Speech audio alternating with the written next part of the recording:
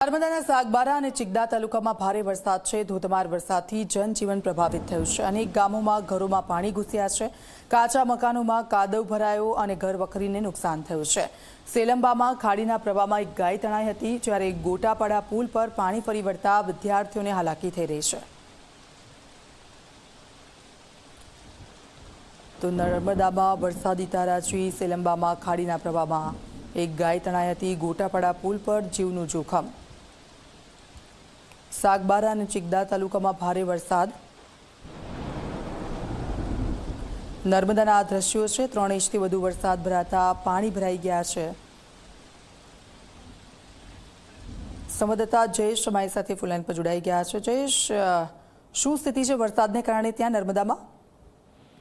નર્મદામાં હાલ તો નાદોદ તાલુકામાં વરસાદે વિરામ લીધો છે, પરંતુ દેડિયાપાડા અને સાગબારામાં હજી પણ ઝરમર વરસાદ વરસી રહ્યો છે અને વાતાવરણ વરસાદી છે।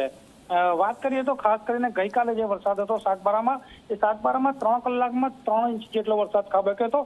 તેને કારણે જે ગોટપાડા વિસ્તાર છે, નર્મદા જિલ્લાના સાગબારા તાલુકાનું રણબુડા ગામ, ત્યાં આગળ જે એક નાનકડું વહેણ વહેતું હતું અને તેને કારણે પાણી ખૂબ જ ભરાવાને કારણે વિદ્યાર્થીઓને સ્કૂલે જવામાં પણ ખૂબ તકલીફ પડી હતી અને પાણીનું વહેણ જે હતું તેને કારણે આજુબાજુના ઘરમાં પણ પાણી ભરાઈ ગયું હતું અને ઘર વખરીને પણ નુકસાન થયું હતું।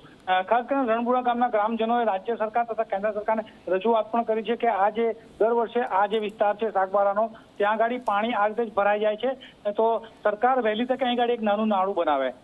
અને જે ગઈકાલનો વરસાદ હતો એ 3 કલાકમાં લગભગ 3 ઇંચ જેટલો હતો, તે ખૂબ જ ભારે માત્રામાં વરસાદ હતો। તેને કારણે જે સાગબારા વિસ્તાર છે, સાગબારા વિસ્તારના લોકોની જે પરિસ્થિતિ છે, જન વ્યવહાર અટવાયો હતો। જી બિલકુલ, આભાર જયેશ સમગ્ર વિગત બદલ।